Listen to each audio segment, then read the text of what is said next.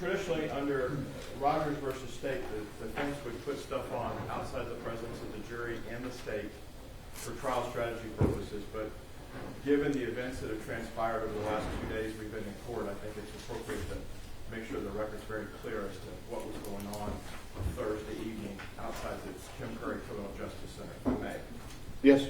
So, without revealing sources and methods, when the Dean family was removed or escorted from the building, there were individuals not part of the Carr family at all.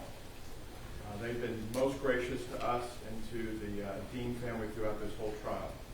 There are hangers-on, though, that have taken it upon themselves to interject themselves in this case. And one of those is Mr. Mata. Mr. Mata and several other individuals, some dressed in full military fatigues, some dressed in full face coverings or baklava's to hide their identity, decided to speak in words that probably should be spoken in open court and cause the Dean family to be in fear to the level I say rises to Texas Penal Code 2207 of terroristic threat. Without revealing which law enforcement agencies were in plain clothes, law enforcement officials that are Texas peace officers were in close contact with the family and observed the 2207 violations. And at the time, they did not know who Mr. Mata was.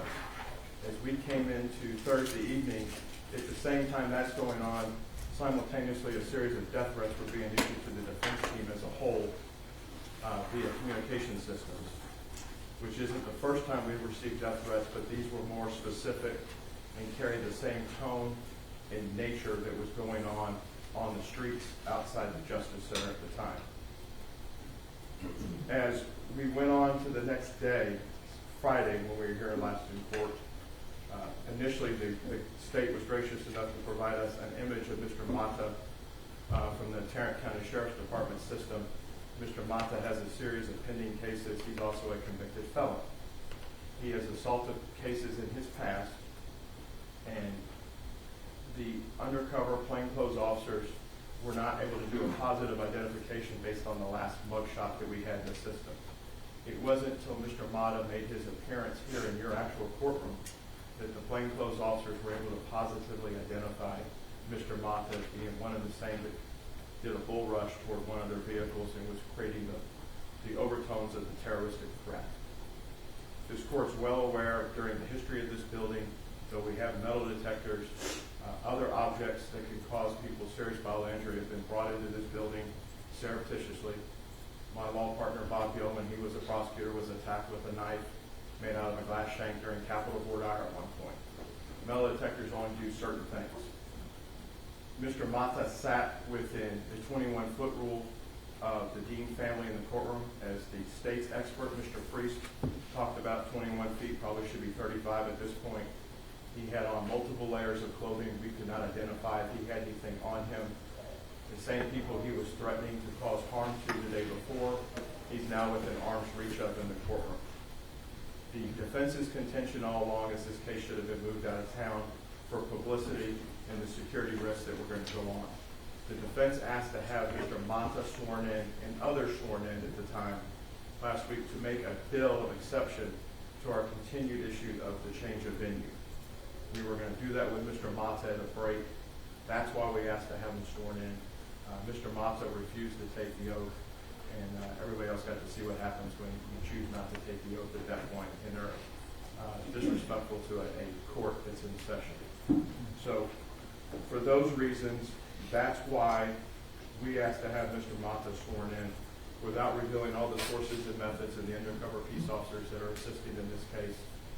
We felt that the terroristic threat event that took place on Thursday warranted him being sworn in to be put as part of a proffer for our bill of exception as to why the change of venue had not been granted. The court had received information from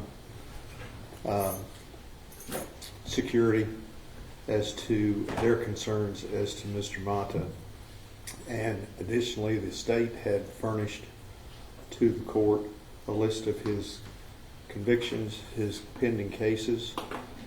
There are multiple convictions for assault. There are 4 pending cases for interference with public duties. And when I saw him come into the courtroom and sit within the immediate reach of the Dean family, it caused me some concern. But that is over. My goal is to do a fair trial and to make everybody feel safe in this courtroom. And if I could add, Judge, without revealing our sources and methods, Mr. Mata is quoted in the hallway, "I shouldn't be here today. I know I'm going to be arrested."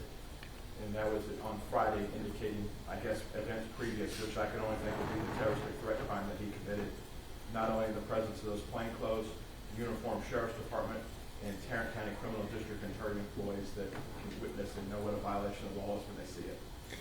well, as I said previously, my goal is to protect everyone. In fact, when all this was happening, I looked up and the state was over in the well of the jury box, away from their tables, and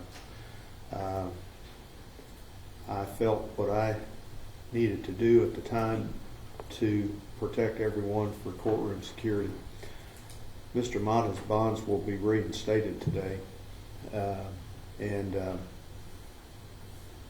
so we can move on.